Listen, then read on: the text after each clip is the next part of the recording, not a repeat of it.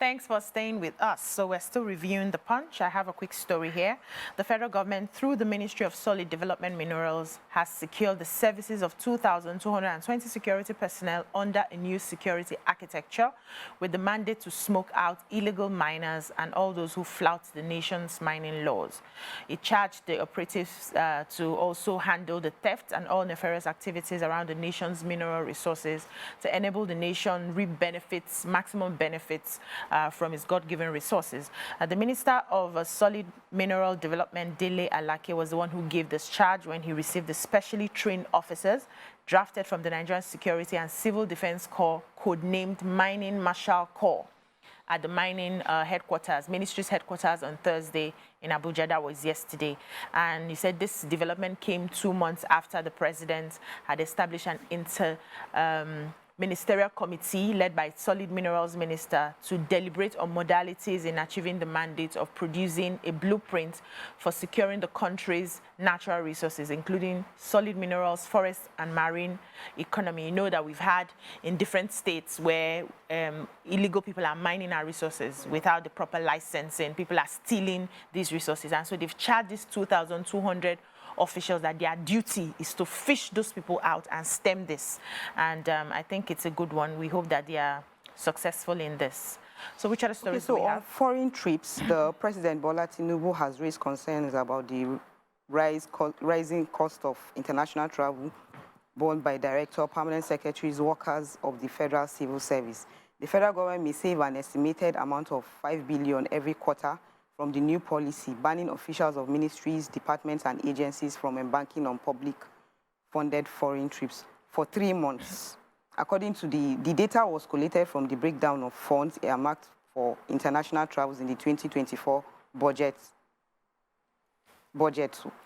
MDA. So, concerning the current economic situation, that's what the president is putting into consideration, and that's why he wants the ban on. It's also a follow-up of our hot topic on the madam that carry all this training. Yes. Go and embarrass the president and they stand on, this. Exactly. But she's been doing it now. It's not her first time, and it's not new. Let's move on now to the Daily Sun.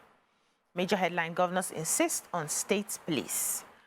Seek alteration of constitution to accommodate security arrangements. Northern Senators Forum demands resolute action to tackle kidnappings. Kanu's continued detention in bad faith. Family. 29 billion fraud. EFCC rearraigns Nyako, Son, and 2 others. Ukwama killings. Oborevori cautions traditional rulers against shielding suspects. Obasanjo, Uzodinma, Eno, Sultan, and others expected as item people honor Bishop Onoha at 60. Lassa fever. NCDC registers 20 deaths in 16 states. INEC deadlines. 8 political parties risk non-fielding of candidates in Edo. Again, herdsmen kill over 15 in Benue, injure others. We're helpless, local government chairman cries out. Nigeria, US others unveil food security strategic country plan. Terrorists abduct driver, 18 passengers in Katsina highway attack. 20 million Nigerians in diaspora remit $24 billion yearly. The Sun, what stories? Okay, so Yako's case is one of interest. The former governor Yako of, what's the state again? Kaduna. Adamawa, sorry.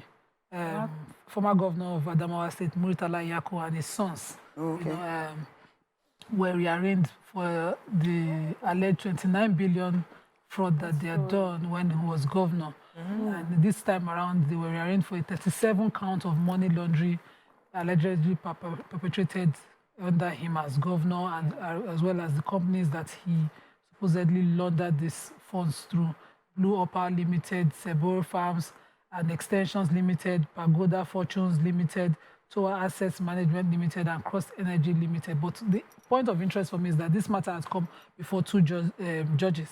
My Lord Justice Evo Chukwu was the first to handle it. And before him, according to his defense team, they had called 8 witnesses and he died. Oh, wow. And so the matter was then transferred to Justice Okonabang, who before him, 21 witnesses had been called and the case was closed. But then the defendants now went and appealed, and then, after appeal, the matter was dismissed, and then returned to the Federal High Court. And Federal High Court is saying they will start afresh, de novo, all over again. So I have this experience presently in Ogun State where I filed a matter where I spent the entire 2 years. And my client thinks, Ejima, you're not doing enough. People are not, in fact, we were at the close written address. We were sure that, it was looking positive for us. Justice. And then the judge retired. Hey. So we are before another judge now, starting afresh, all the new evidences. In fact, the judge is interested because matter came up this week. And the judge was like, okay, this evidence people are bringing will have to be taken afresh. So please, hold on. Is this how it's done in Ugboju, where if a judge it's retires? done like that because for the principle of fair hearing, you have to try a matter all over. Because as a judge, I'm sitting, I've not heard before. I cannot rely on what another judge had written. Okay. It means I've not given fair hearing to the parties. Oh, wow. So the judge will have to hear it. But we are saying, let's bring in technology. Let's bring in new things. Because starting afresh comes at a cost for the parties as well as litigants, as well as time for the lawyers. That's how they do it. I think there are modern ways to do it. But now, EFCC now freshly, after we are all done, starting all over again, putting all parties through distress. Any other stories in the sun? Yes, I have the African Descendants in Diaspora Union, AFRIDU. So they are a platform created to foster unity, solidarity, and empowerment among African descendants in diaspora. And they had paid a courtesy visit to the Minister of Housing and Urban Development, Architect Ahmed Musa Denkiwa. And, at that meeting, the federal government disclosed that over 20 million Nigerians in diaspora remit over $24 billion per annum. And of course, that's such a massive amount, which was said as well. And that this amount is crucial to impacting development in all sectors of the nation's economy. But in this particular meeting, they were talking about participation in the housing market.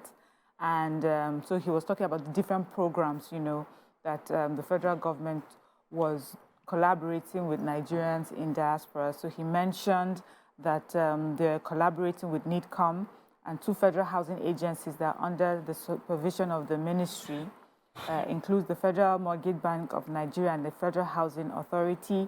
They also talked about the Diaspora Mortgage Loan, which it's a loan that allows for those in diaspora to access up to 50 million naira to own their homes in Nigeria.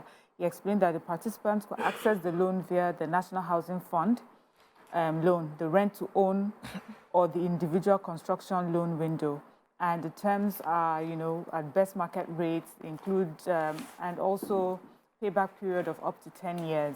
He talked about the Federal Mortgage Bank as part of the initiative. So it's just, what Nigeria is doing to leverage on what we get from the diaspora and also allow for them to come and invest, in the housing sector in Nigeria. Yeah. So we're moving. You have another story? Yes, the next story is terrorists abduct passengers from Katsina State. I'm really very down with this because I'm from Katsina State. It actually happened around my local government. Oh, wow. Yeah, so this thing is becoming very common in the north. And all these terrorists, is either terrorists, bandits, kidnapping and all. Please, I want to plead governors, everybody, please, let's come together and try and see what we can do to stop Some of them are the governors that have not submitted. We can't even travel. We can't travel comfortably, with our minds at rest from one place to another. Suspected terrorists have reportedly abducted the driver and all the passengers in an 18-seater commercial bus belonging to the Katsina State, who pleaded anonymity, said the incident occurred yesterday, 12:30, involving a bus traveling from Huntua in the southern part of the state.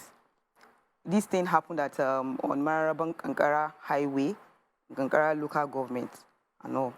And they marched the passengers through the forest, into the forest. And that has been their modus operandi, yeah. It's just a painful one. All right, the last paper today, I don't know if we can take it. The Nigerian Tribune, soldiers to remain in the creeks until Delta governor cautions traditional rulers against shielding suspects. No respite for poultry farmers as product scarcity rising cost persists. Nasima kicks over CBN's lift of FX access for importation of milk and dairy products. Says new policy will discourage local production. El-Rufai's visits to SDP stirs debate. as ex-governor hosts NSA. Federal government unveils mines marshal to secure mining sites. We've taken that. Let court decide who is a terrorist sponsor. Gumi. Meta to introduce monetization features for Nigerian creators on Instagram in June. Amateku Falls robbery attempt in Ondo, arrest one. 20 states fail to submit report on state police. That 6 FCT owe 1.7 trillion in budget support. 1 billion liters of petrol smuggled out to benefit those not paying tax, according to the federal government. Any quick story taken? I have one in the Vanguard, very short story. Okay. Australia announces soft visa rules for Nigerian students. Yeah. And so I left Tribune because I don't want to get there. Okay, So Australia now begin the sea finish that we're enjoying in the UK right now. They too are saying that they have to, put in stricter visa scheme for international students from Nigeria and other countries. According to the Home Affairs Minister, he said these new rules will allow government to suspend universities from recruiting foreign students if they break those rules.